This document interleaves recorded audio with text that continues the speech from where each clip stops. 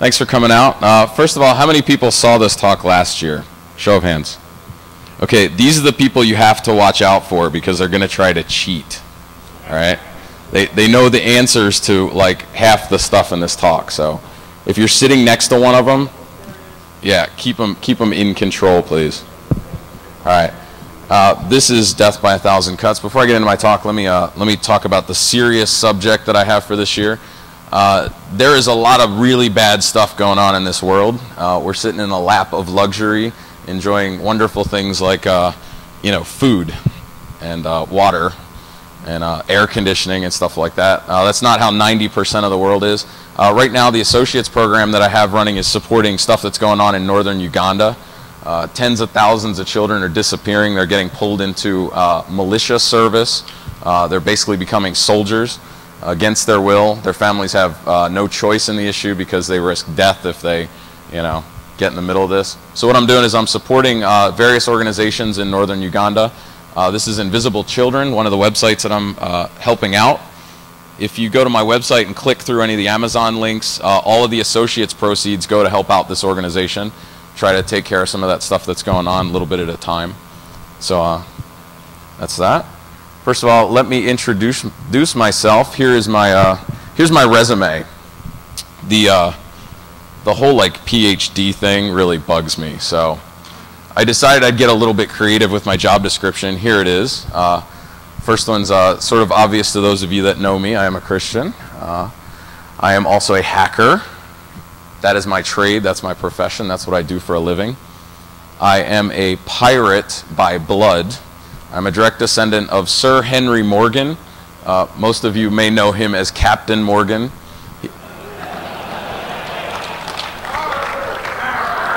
Arr. Yeah, he had nothing to do with the rum. That was like a side business. He didn't have anything to do with Jamaica either. That was a big mistake. He wasn't supposed to attack Jamaica, but there was this communications problem, and the war ended and he didn't know, so he sacked Jamaica, and so it really wasn't his fault. It was really overrated.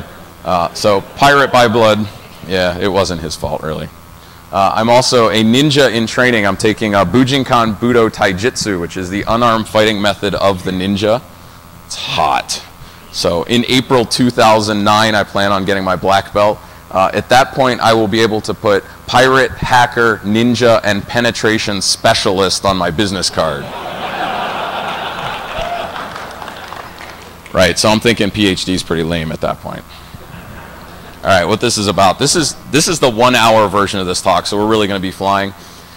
This book, I don't know how many of you read it, Stealing the Network, How to Own an Identity, was basically centered around this character named Nuth, who was just a really bad man. All right, he was so incredibly paranoid that what he did is he melted down all of his hard drives, melted down all of his USB devices, sanded down all of his CD-ROMs with a belt sander till there was nothing left but a clear stack of disks and a big bucket of really sparkly little flakes. And that was the evidence that he left behind. I'm like, dude, that guy's hardcore. All right, so I'm reading these books. I'm like, man, whoever has to clean up this mess is screwed. So then Singers calls me, and they said, we'd love for you to write in the next book. I'm like, oh, that would so rock. So I'm like all excited. I get on the mailing list. They're like, guess what? You got to catch this guy. I was like, you're kidding me, right? They're like, no, we want you to write the cop that's actually going to do the forensics gig at like Nuth's place. He has like copper mesh in the wall, and he melted all his hard drives and sanded his CD-ROMs. And so write about a cop that's going to bust him. Can we do that? I'm like, sure, okay. That's what this talk is about. The talk is about catching somebody like this who is just untraceable. He's incredibly paranoid, and it's about finding evidence and what I learned in the process of researching this, okay? Now, one of the things that I want to bring up here is I found a lot of problems with the way forensics works, the process of forensics, and that's also what this talk is about. So we're going to talk a little bit about that as well. Now, let me see if you're awake. See if you can find the evidence. Look carefully. It's lower. Yes, the iPod. Thank you. Yeah, if you can't find it, I know what you're looking at. All right, iPods. I'm going to fly through this, but iPods hold all sorts of evidence. There's lots of things that you can do. to get evidence off of an iPod. But one of the things that sucks about being a good guy is that you got to be really careful about how you handle these things. For example, you walk into a crime scene, you see an iPod sitting on a table. What's the first thing you do? Just call it out.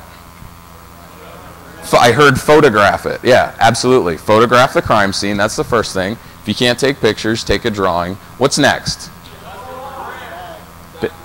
Put it in a bag, which involves picking it up. All right. When you pick it up, the C4 charge underneath goes off and blows your face off, because that's just what Nuth would do. All right. But yeah, you got to pick it up. Okay, what's next? What do you do with this little iPod? Chain of custody. Wow, somebody's done this before. It's a good idea. How about like turning it on, flipping through the menus, going to the about screen, getting the no, absolutely not. Yes, you do not want to do that. So one of the things that you want to do is not turn it on and flip through it. You might actually want to, image the hard drive. Question is, where are you going to do that? What should your platform be? If the iPod's HFS Plus formatted, what OS do you use? OS X. You're stuck with it. Now, there's probably a Linux geek in the audience that's going to call me on this, like kernel version, blah, blah, blah, HFS Plus, read, write. I'm like, okay, you might be right, but I have more of a life than to keep up on kernel versions, so just use the Mac. So use the HFS Plus. You got your Mac, good platform, we're ready to go. Let's start imaging. So we hook it up to the Mac and plug it in, right? Why not? What do you got to do? Sure, you got to write block it.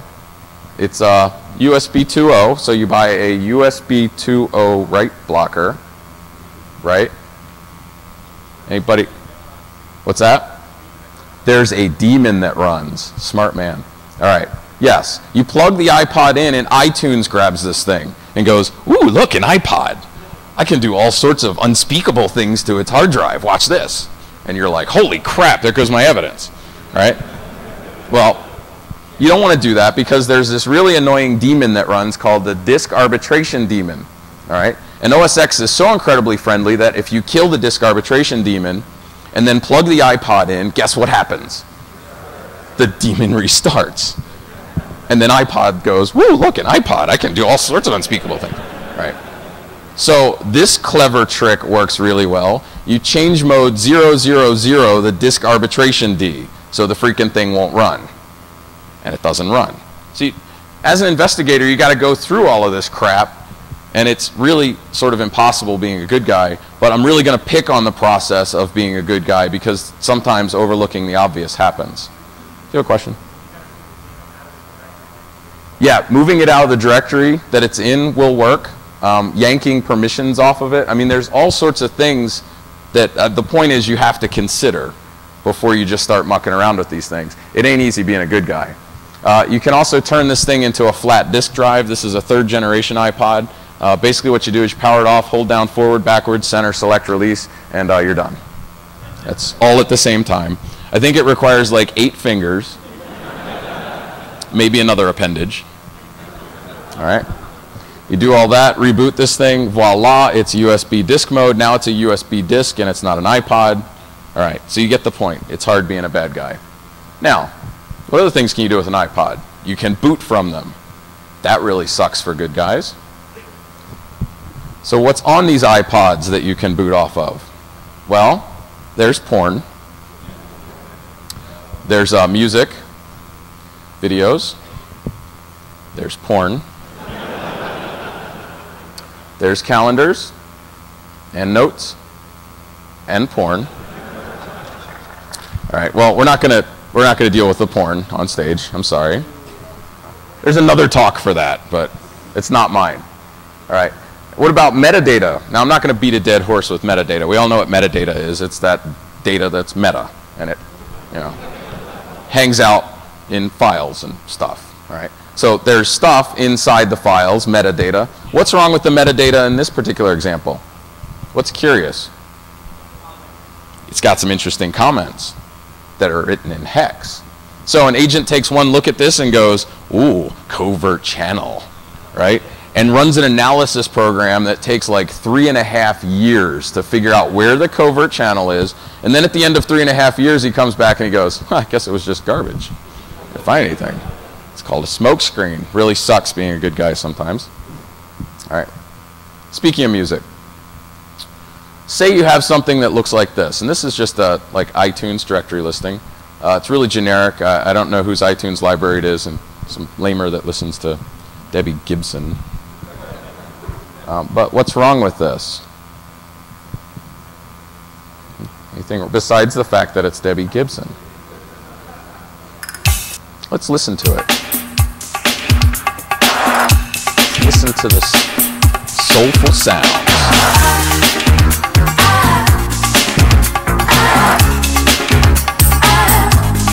Oh yeah.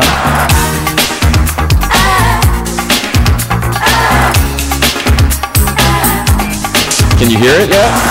Every time I'm telling secrets, I remember how it used to be, and I realize how much I miss you, and I realize how it feels to be free. There it was. Did you hear it? What was it? Was it right? How many people caught it? You can raise your hands higher. It's okay. Yeah, you know Debbie Gibson, but you caught it. There was something there that wasn't right. What was it? There's a hex dump. What's in there? Secret data. Ooh. All right, now we've heard of steganography, right? And everybody, you know, a lot of people have talked about steganography. I don't know if it's being used or not. I don't know if people are actually using this. But I will say one thing. A good guy gets a case. He finds a hard drive. He finds stego tools on the hard drive. He makes an assumption and says, there's probably stego on this machine, right? It's a safe assumption. But say he doesn't find the tools to create steg. Is there stego? Maybe, maybe not. Odds are he's going to go for the low-hanging fruit. But the simple fact of the matter is you don't need stego programs to hide stuff in things like MP3 files. You got an iPod full of music. If an investigator doesn't listen to the music or start looking closer, he might miss something incredibly obvious like this. A secret message typed in a hex editor into an MP3 that causes a quarter of a second glitch in the music. Okay? Secret data, low-tech stego. All right, what about this? Can you tell me what's wrong with this? Other than the fact that it's Britney Spears. Yes. It's spelled wrong. Who knew that? Britney Spears fan, right there. Yeah, baby. All right. Now, the point is, misspelling is not necessarily an obvious thing for a technical person. All right? Maybe I'm wrong. But there's other sexy things up there like file sizes and access times, MAC times, right? I got all this stuff. It's an MP3 file. What's the codec and blah, blah, blah, blah, blah. Well, yeah, and it's spelled wrong. Okay, the point is good guys sometimes get so wrapped up in the technology that they miss the obvious. So it's misspelled. Why is this misspelled? How did it happen? What does it mean that this is misspelled? Any ideas? It was modified by a human. Think it used the CDDB? No. Maybe the CDDB's misspelled. Is an investigator going to check the CDDB to see if it's misspelled? Should they? Depends on the profile of the case. Okay, but it's another point. It's really tough for the good guys sometimes. All right, let's look at this one. What's wrong with this?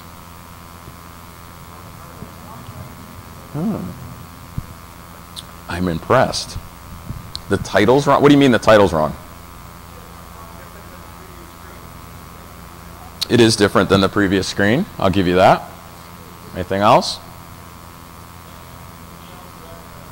Well, yeah, specifically the title is supposed to be I'm a Slave for You, right? It's truncated. The song actually was on the album Britney from 2001. It was later released on Greatest Hits, my prerogative.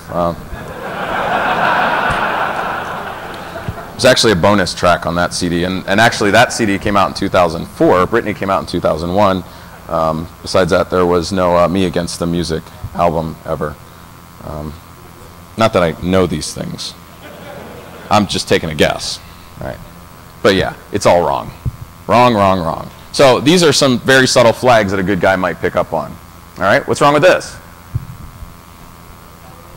No caps. Did it come from the CDDB? Probably not. Okay, good. Lowercase. All right, you've also got things like AAC files. AAC files can have embedded information like the email address that it's registered to. There's metadata everywhere that can stump a good guy. All right? Now, let's talk for a second about images. Take a look at these images.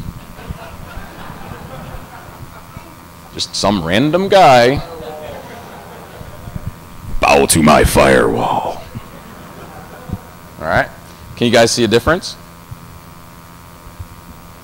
Is there a difference? Let's take another view. Is there a difference? Let's enlarge it. What's the difference? What's the secret message? See it? Ready? Shmoo rocks the house. All right? How's this for low-tech stego? No tools to create it, typed right into the JPEG in alternating characters, makes no difference in the resulting image that you can see. Required no tools, granted it was plain text and it wasn't encrypted, but there's no tools on the machine for the good guys to key on to go, there's probably stego that we're dealing with. There's no changes in the image to make it look like there's stego. Okay, so even in the absence of tools, we could have steganography. All right, what about video? Let me play a video clip. Hot. Ban! There's all these vulnerabilities. Ban! Ban! Wee! Oh, kernel! Wee! Hot. Oh my god, you can't do that anymore.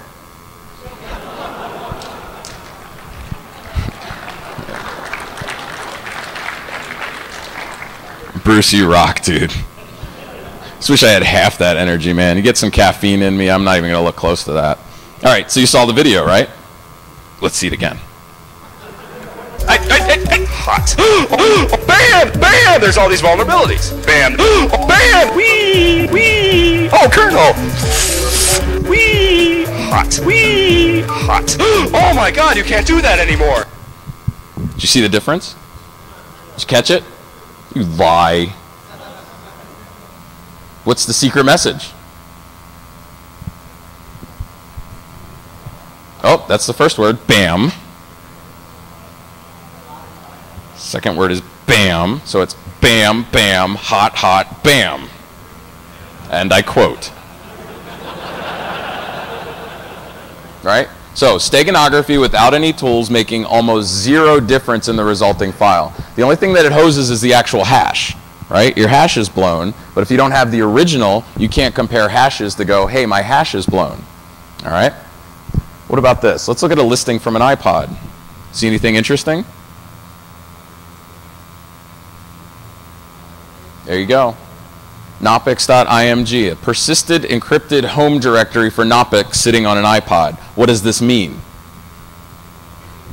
Somebody's using Knoppix. They're using this as a device to load a persistent encrypted home directory off of this device. Okay, I can tell you it's AES 128-bit encrypted. Good luck cracking that. What does it say about the user? Sophisticated. Absolutely. Can you crack the crypto? Probably not. But you can make a determination that this iPod is not like a normal iPod. You can make an instant determination this guy knows what he's doing. Okay? So from an investigator standpoint, this is a good trigger. There's other stuff on iPods like calendars, contact information, all this stuff. Now the reason I talk about this is that there are some possibilities for the good guys to actually overcome some of this stuff. But for example, the thing with the hashes, right? If you've got an MP3 file that has a flag, like it's got lowercase or it's got a misspelling or something like that, and you go on a peer-to-peer network and you find that same file with the same misspelling and you hash it, compare the hashes and you go, they match, he got this off a file sharing service, I don't have to worry about stego, right? Sounds logical. Multiply that times how many thousands of MP3 files do you have personally, right? Combined with the fact that there's these things called procedures, right? How many people in here do forensics investigations? Okay, a few people. How many of you are allowed to go arbitrarily onto peer-to-peer file sharing networks and download anything? You lie. All right, well, it's not very common, so that's the fact. The good guys are up against some serious issues. They can be overcome, but all right. Let's play a little game. This is the kitchen counter of 3 19-year-old guys that are sharing an apartment. All right, now play investigator for a second and tell me what doesn't fit. Yeah, the choice of soda is arguably just incredibly lame. I don't know who would drink crap like, diet soda. It's like just drinking water. Ooh, water. High fiber cereal. Oh dear. Yeah, that's a, what about the, anything else? The wheat thins. What kind of wheat thins? Low sodium. All right, now what's the point of low sodium wheat thins? Right? For a 19-year-old, right, there's like 3 food groups, right? There's beer, right? There's sweets, and there's salties, right? That's like the 3 food groups. Like wheat thins are none of those without the salt. All right, so speaking of the wheat thins, what's wrong with these wheat thins? Anything? Where's the evidence? There's evidence on this kitchen counter. All right? All right, hold on. Wait for it. Here it comes. You ready? Boing.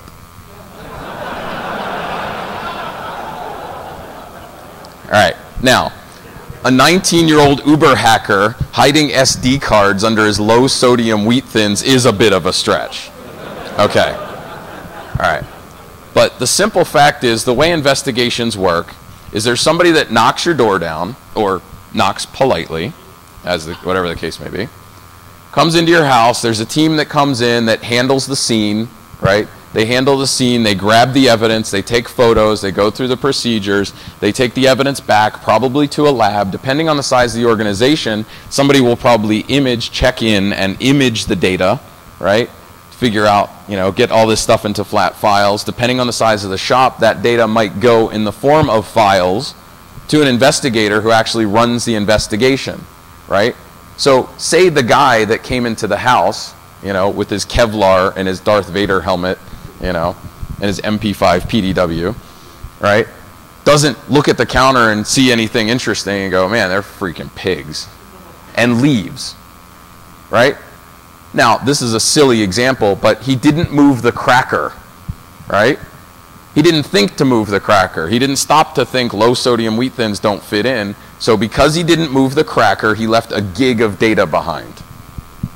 You can store a little bit in a gig. All right? Let's play investigator again. This is an image taken from a digital camera. Okay, all you have is this image. That's it. Nothing else on the card. One picture. That's your evidence. It's a file. One image. Solve the case. Tell me where this picture was taken. Yeah, it looks like an office. You could zoom in on the Post-it notes. That's a good idea. That's not what I'm looking for, though. The letterhead, that's a really good idea. The time. What about the time? What's the time stamp? 4 in the morning. It's light outside. What does that tell you? Well, it could tell you a couple things. For one, it could tell you that the time on the camera is set wrong, right? Now, this is an image, right? You got this as a file. Tell me what the timestamp is on the camera. What's the time set to on the camera if you have this file? Can you tell? No. You got to have the camera, right? So with the camera separated from the image, you have no way to validate if the timestamp was right. Okay? But let's say the timestamp is right. It's Pacific Daylight Time. That's where we got this, right? What does that mean about where this picture was taken? He's living on the West Coast, right? 4 in the morning, it's daylight. What? Like Alaska. Okay? 4 a.m. Good. We also mentioned the letterhead, right? So we take the image and we do a hyper zoom, just like they do on TV, on like CSI, pull the image out, make it look super grainy, get it reflected off of somebody's sunglasses across the street, right? Comes out looking just like that. You're like, sweet, that says NOC. All right, forget the fact that you could read it right from the regular image, but you got to play this up a little bit. NOC, what do you do with something like NOC if you don't know what it is? Google. Anybody know anything about Google? I do. NOC is the Nigerian oil company. Anybody know where Nigeria is? Africa. Yeah. Heard that. Okay. What's the time difference? Anyone? From here. How many hours ahead? Close. 10. 10 hours ahead. All right. So interesting things like that. Here's two pictures. Tell me what's different.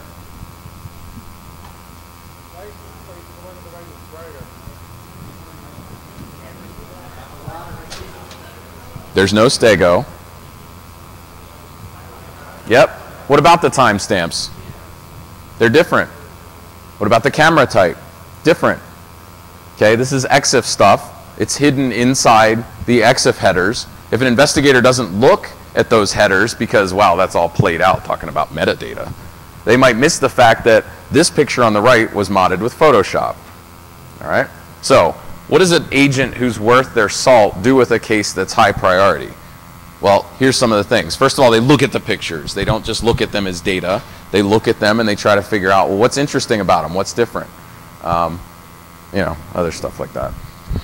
Boring. All right. Timestamps, covert channels, thumbnail inconsistencies. Does the thumbnail in the image actually match the image itself? What if it doesn't? What does that mean? Okay. Yes. All right. Let's play a game. Where's the evidence? This is your crime scene. It's not the laptop. It's not the thumb drive.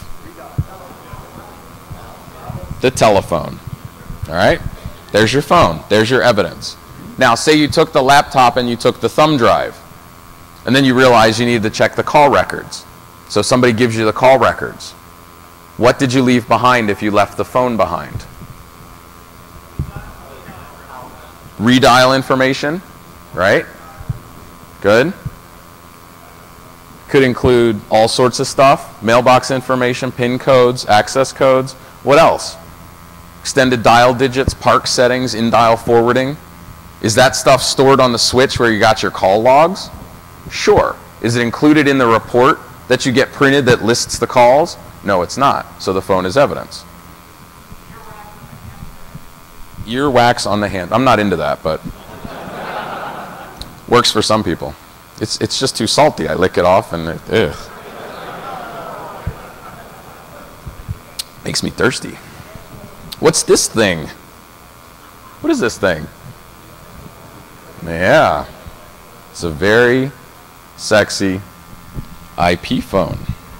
All right. Now, this is just a bit of a sidebar, but hypothetically speaking, if a certain organization, say it was a lodging sort of institution, had a IP telephone, this is all hypothetical, had an IP telephone inside the room, would it be a good idea to actually have the IP phone network connected to, say, things like, I don't know, customer records? Yes or no? That would be a pretty horrible idea. I don't think anybody would ever do that. That just wouldn't be smart. And besides, casinos have really good security. That's all I'm going to say about that. Cell phones. Let's talk about, let's not talk about cell phones. They're boring. How about printers? Printers have lots of evidence. So you've got a printer as evidence, right? So you go up to the printer and you go into the information menu and you print the event log, and there's your event log. Are you an Uber agent? No. Why? You just did something to the evidence, right? Is printing a print log an event? It's like a catch-22, right?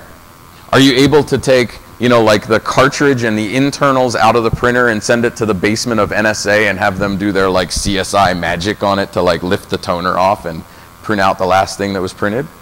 No, because you just printed something over it, right? So what can you do?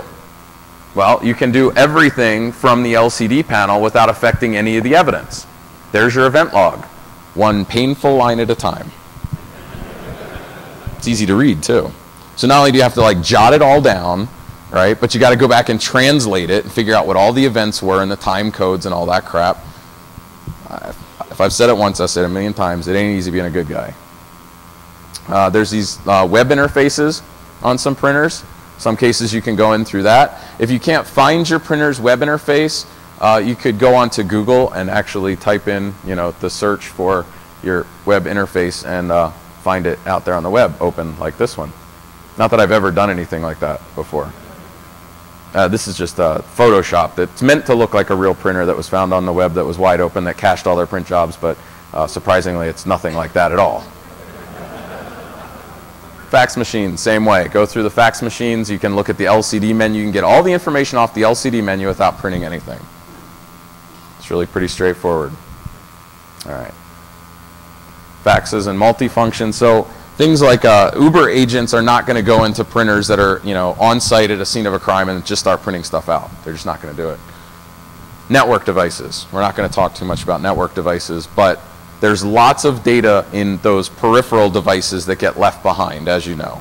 Things like wireless devices. Most of the time, investigators are going to grab those, okay, but sometimes they might get overlooked. Could cause a problem. Let's play a game.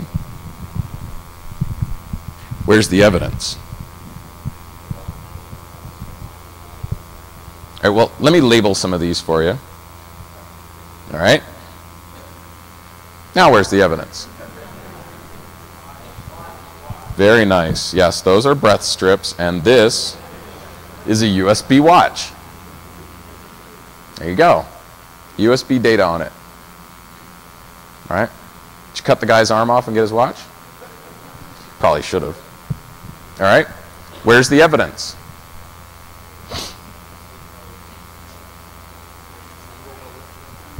All right, well, let's do this again.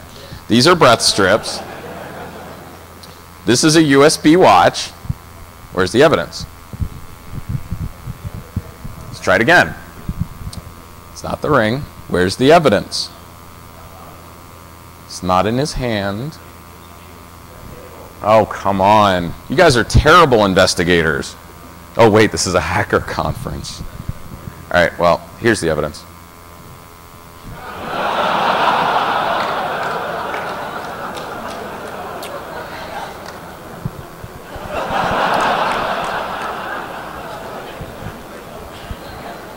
So the moral of that story is cut his arm off and both thumbs. Heard this called the phone book interrogation technique. It's just taken to the next level. All right, where's the evidence? Not the wallet. Not the Blockbuster card. All of it. Crayons. That's very good. No. Oh, I heard it. Receipts. Ready?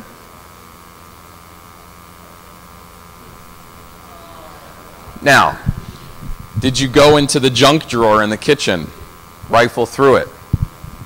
All those bajillions of pens and all that crap that's in the drawer.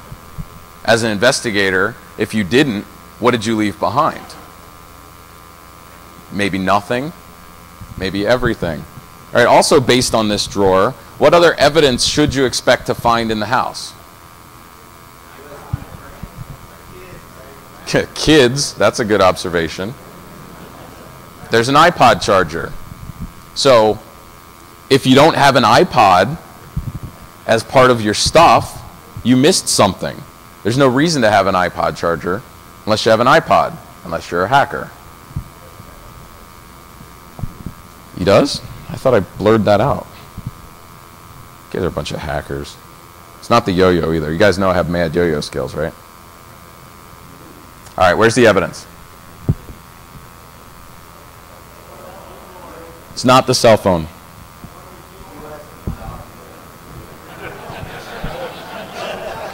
USB dog toy. It's not a play thing with buttons on it. It's a child's computer. Give the kid a break. It's a computer, and that's not it. Let's try it again. Uh-huh. What'd you say?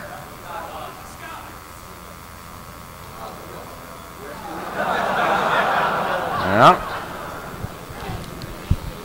Little duck even stuck the tail feathers up for you and everything. It was like, here's the evidence. Missed it. That's right. Where's the evidence? It's not USB Clorox. You know what happens if you pass electrical current through bleach? Don't answer that. It's not a USB skill saw. It's not USB toilet paper. That would just be a mess. The only item that doesn't have dust on it. Very good. Ready? Believe it or not, it's true. Let's do it again. Ready? Here's your crime scene. Where's the evidence? That's not a knife. It's a dagger. Pirates have daggers. Arr. The ball thing? The medieval torture toy? No. I heard it. I heard it. Very nice. Okay, now this is the part of the talk where I do a little bit of advertising. So I call up thinkgeek.com and I'm like, man, you guys rock. You have like the coolest stuff. I'm like, I'm doing this talk.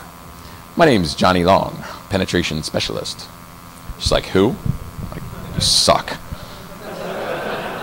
Like, I'm really big at like the hacker conferences, like Defcon. She's like, what? I'm like, you really suck. I'm like, okay, all right, forget all that. What I'm trying to do is I'm trying to do this talk about like cool stuff, and you know, I'm trying to get all these pictures, and like thousands of people are going to see it. And so you send me stuff, and I'll take pictures of it, and I'll send it back to you, and I'll plug thinkgeek.com because you guys don't suck. So she's like, oh, okay, well, let me forward you to click. Hello? Hello? So I call her back. Well, needless to say, they never called me back. So if you're going to buy any of this stuff, for God's sakes, don't go to thinkgeek.com.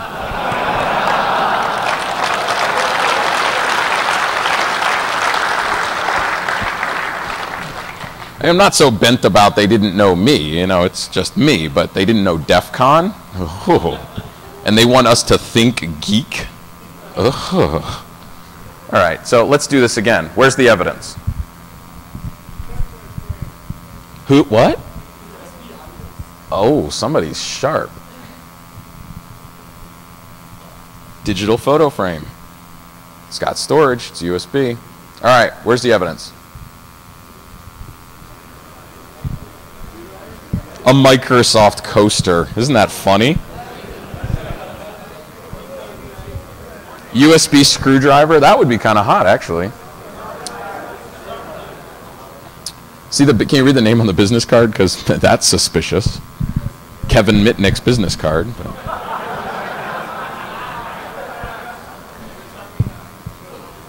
Yes, very good. Here you go. USB Swiss Army knife.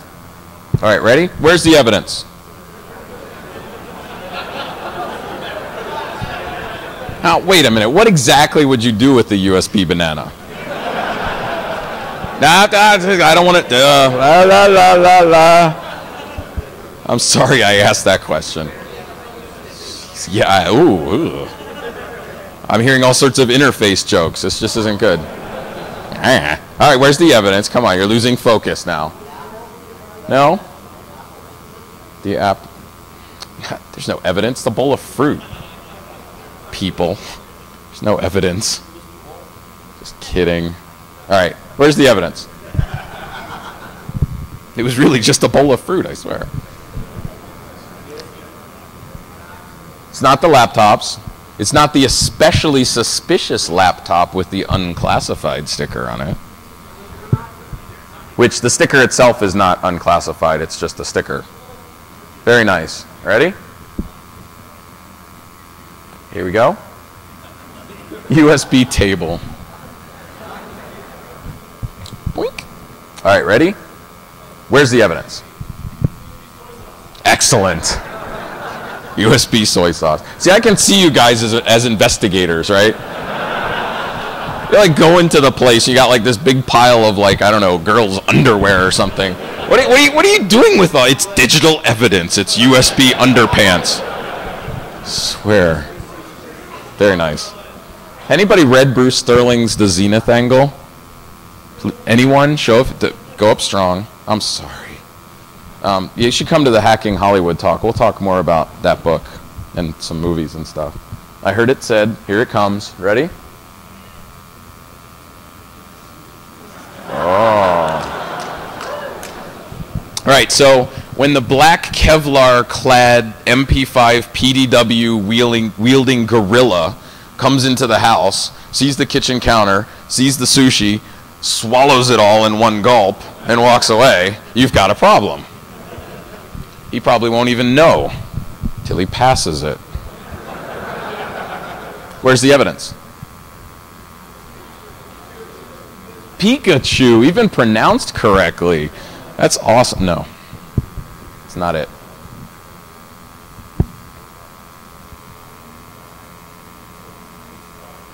It's not the police car, it's not the train. It's not the Pikachu, it's not the Pikachu, it's not the Pikachu. Somebody say Bulbasaur? Wow. Where is the Pokemon fan? Excellent. You have kids? That's, no? All right.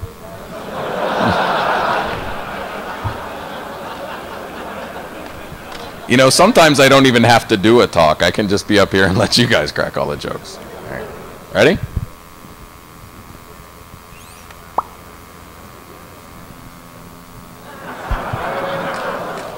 Yes, it's true. Where's the evidence? Nope, not the Pokemon. Ready? Yep.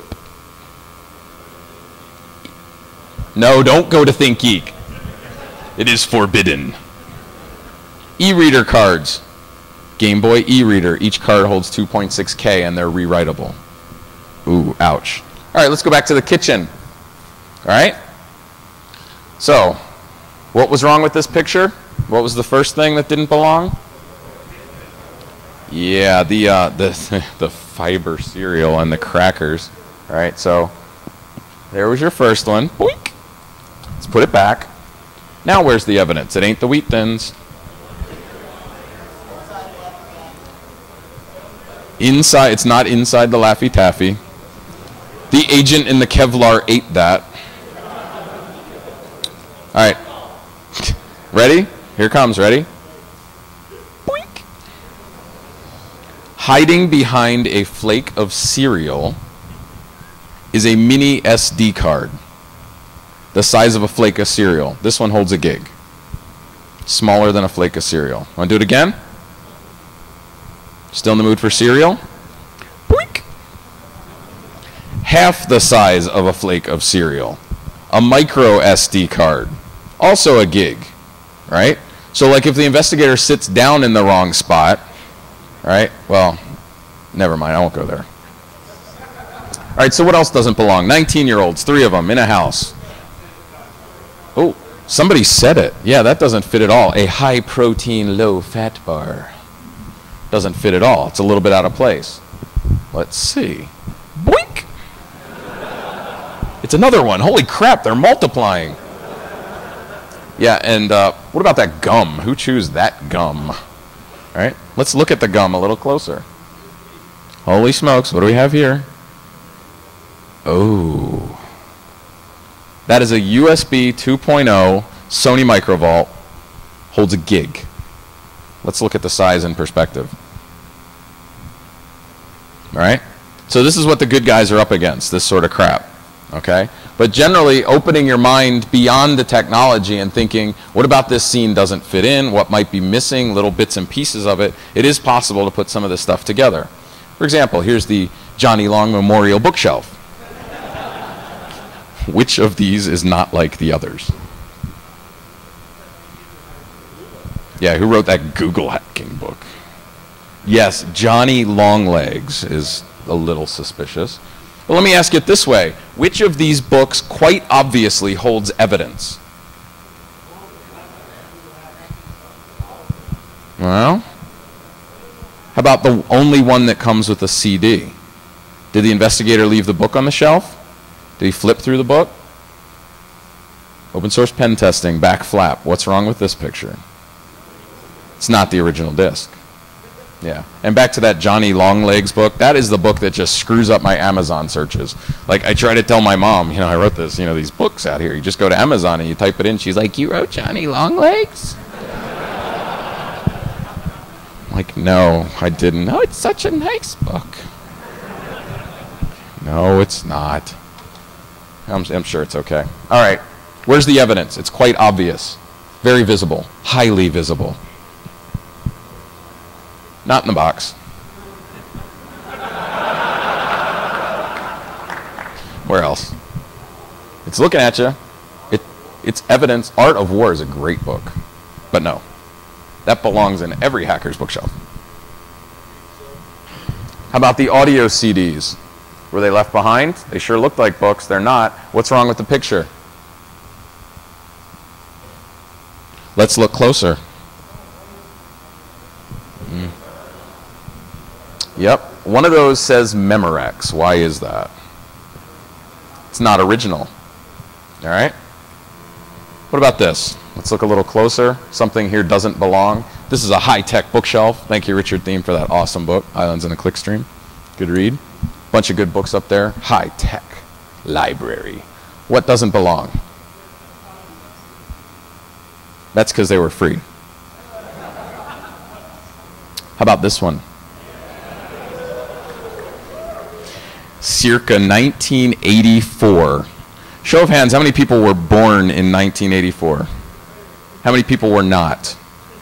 Holy crap. I have books older than you people. Tucked away in the back of the book that does not belong. There it is, inside the schematics of the Commodore 64. What about this video collection? Doesn't quite add up. No, it's not that there's no porn. I thought we established this already. VeggieTales? What's wrong with VeggieTales? Oh, there's an Xbox game. That's a good one. There's an Xbox game. What about Pride and Prejudice? Uh-oh. That means one of two things. There's a female influence, or the guy that owns these videos is well, I'll be sensitive, but it's a very good movie, actually. All right. What's wrong with this crime scene? What's not in the photo that should be? Exactly. Bunch of gamer geeks. There's a controller and there's no Xbox. But what else? Where's the evidence? CD case. It's GameCube games. What about it? What's wrong with the GameCube game? Boink! It's not an original. You guys have the mod chip for the GameCube, right? I can't talk to you about that. It's not an original disc. All right? Where's the evidence? What's not right? Yes, that's an Xbox 360 memory stick, and there's no Xbox 360. It's a USB device. All right? We talked about this once before. What else can you tell about this person just by looking at this setup?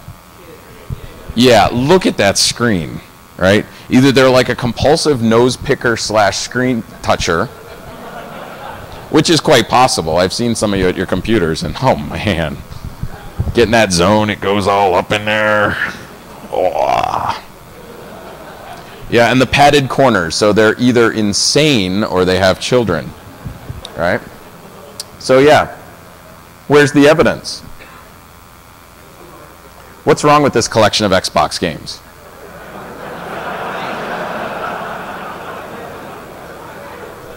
Yeah.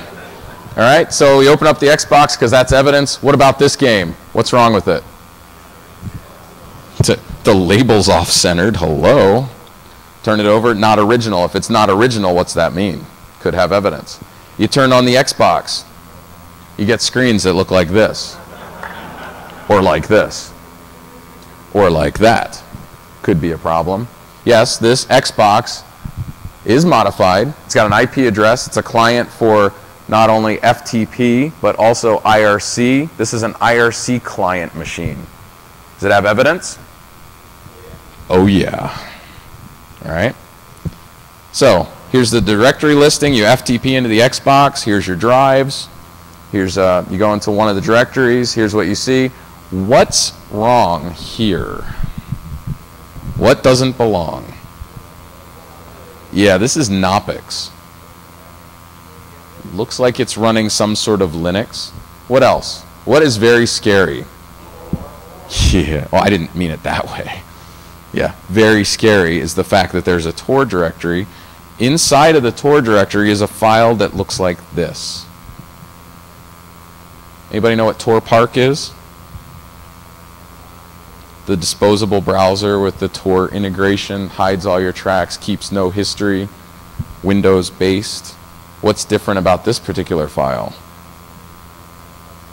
It's an Xbox executable. So you have an Xbox program with a browser with integrated Tor support that is designed to kill all of its logs. What does that say about the user? That they were at Defcon. All right, so simple fact is evidence can hide just about anywhere. I learned an awful lot when I was doing this book, specifically the fact that being a good guy really sucks sometimes. But I also learned that there's some interesting things that the good guys can do in some cases to sort of step up their forensic investigation. And the vast majority of that involves backing away from the technology just a little to go, something's not right here. Let me try to fill in the blanks, see what I can figure out. Okay, couple quick announcements before you guys tear out of here. Remember my website, got to click through to Amazon.com. If you're buying stuff off Amazon, you're not doing an associate's account somewhere, do it here. Costs you nothing, you help charity. All right? Got some books and stuff here. Now, one thing, I want to let you guys in on a little secret. I'm a good guy. I swear I really am. But I got a little mixed up in some stuff that really shouldn't have gotten involved in. I have a pseudonym. And, well, it seems that somebody's onto me. So my past is catching up to me, and I'm sorry to say that this is probably my last talk as a free man. I've seen the signs, the writing is on the wall. I think I'm probably going to be going down. So if anybody is interested in helping me out, I would encourage you to come to the next talk, because I might need you. That's all I'm going to say about that one. Okay. Thanks for coming out. It's been a pleasure. I'll see you guys tomorrow.